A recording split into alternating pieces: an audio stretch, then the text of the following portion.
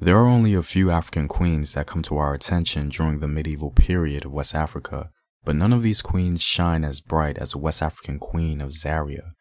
Queen Amina was not only the greatest African queen of West Africa, but one of the greatest queens in African history altogether.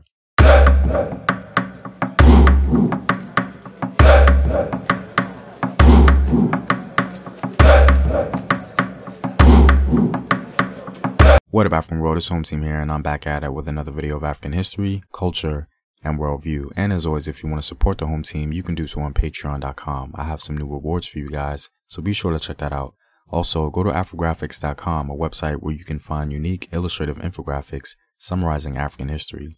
All links to Patreon, Afrographics, and Home Team merchandise are in the description box below. To begin to understand Queen Amina, we must first understand a little about where she came from, the Hausa state of Zazzau. The old walled town of Zaria was the capital of the traditional Zaria Emirate, formerly Zazzau or Zegzeg. The historic kingdom is said to date from the 11th century CE, when King Gunguma founded it as one of the original Hausa Bakwai, or 7 true Hausa states. Zaria was probably founded in 1536, and later in the century became the capital of the Hausa state of Zazzau. Both the town and state were named after Queen Zaria, the late 16th century queen, the younger sister and successor of Queen Amina. Camel caravans from the northern Sahara came there to trade, and Islam was introduced in about 1456. So who is Queen Amina?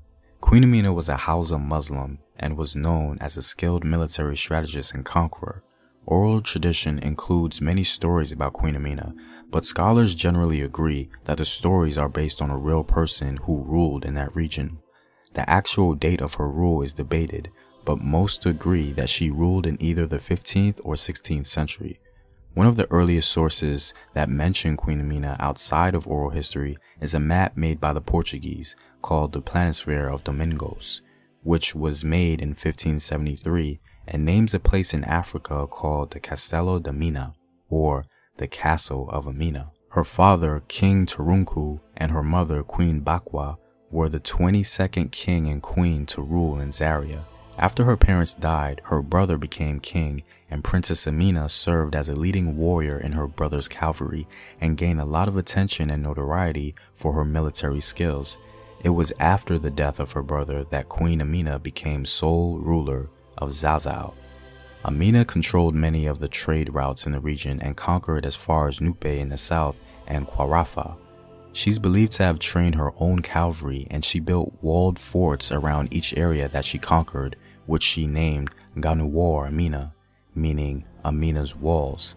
The city of Zaria itself was encompassed by over 10 miles of walls. A well-regarded and detailed history of the city of Kano, composed in the late 19th century called the Kano Chronicle, says the following about Queen Amina. Every state paid her tribute. The king of Nupe sent her 40 male servants and 10,000 coconuts. In her time, all the products of the West came to Hausaland.